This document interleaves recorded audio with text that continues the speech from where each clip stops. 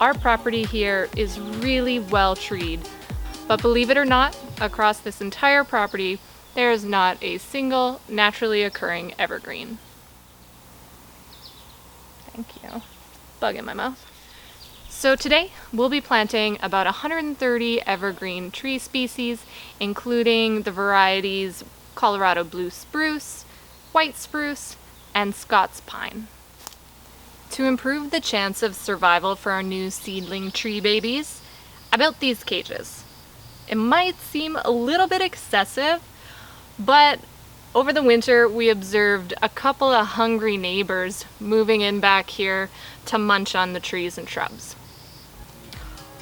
Harsh winters are common in our area, and wild grazing animals such as moose and deer, they move into these well-sheltered areas like yards and tree lines to browse or munch on tree branches.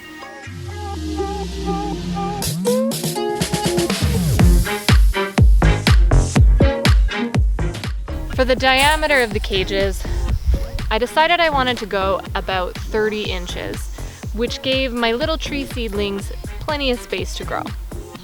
From there, I brushed off my high school geometry to determine the circumference of the cage, which translates to the length of the wire piece that I need to cut. Who knew that circumference equals 2 pi times the radius had real life application?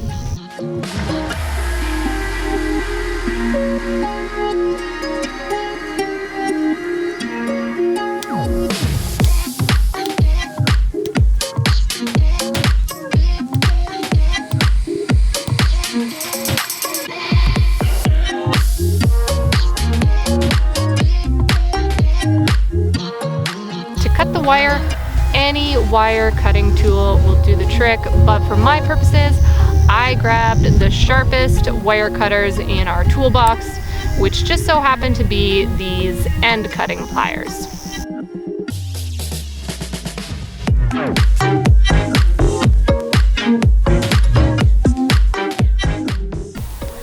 I also cut off the bottom row of wire.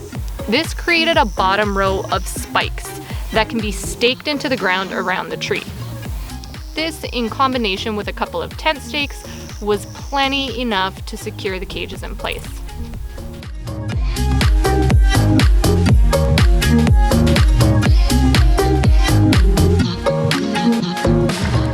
After placing the cages into their cylinder form, I wrapped the cut wire around its new neighbor to finalize the cage structure.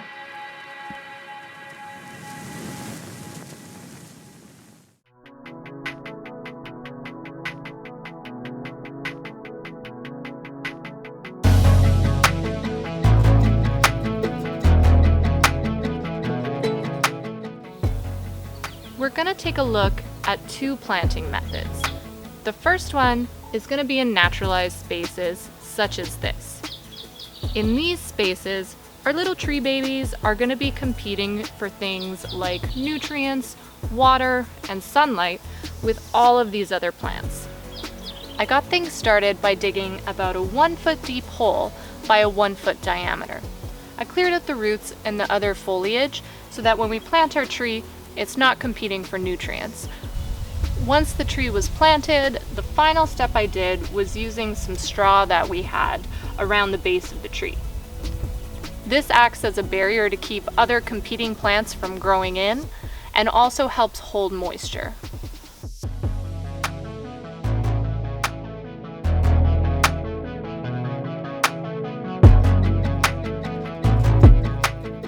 If you're enjoying this video, smash that thumbs up button and be sure to subscribe to keep up with all our projects here at The Hill.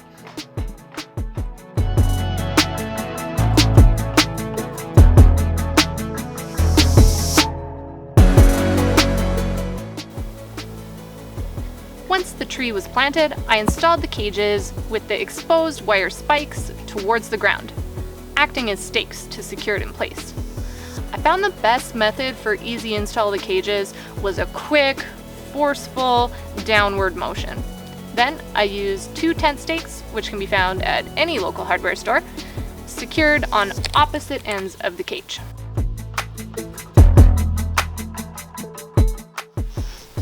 In our tree nursery, we used a different planting method.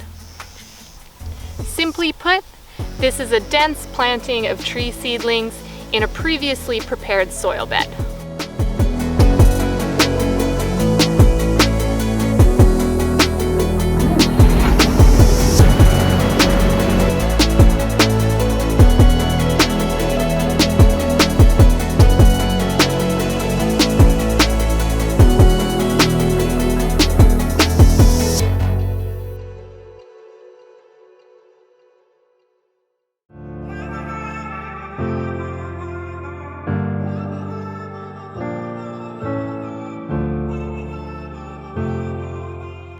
To prep the soil, we picked rocks, rototilled, picked rocks, harrowed, picked rocks, and picked rocks some more.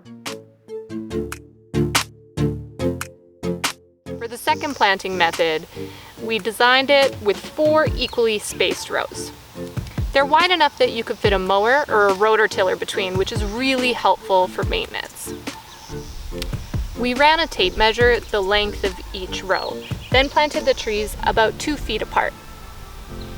This is a really dense planting, but ultimately we decided on this spacing because of the number of trees we had and the space that was available.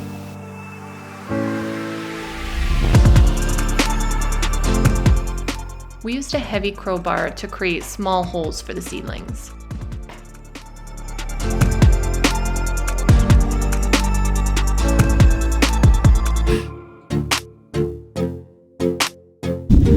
Some helpful tips: no need to trim or prune the roots or stems of the stock that you get.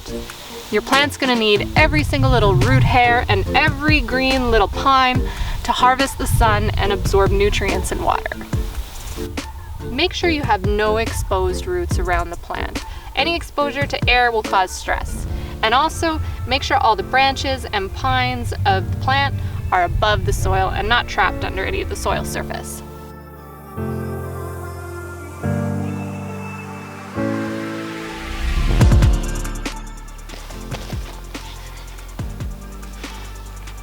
That's a wrap. We planted 131 evergreen trees and we built 20 tree cages. With some water, some weeding, and tender love and care, hopefully we see a good survival rate here.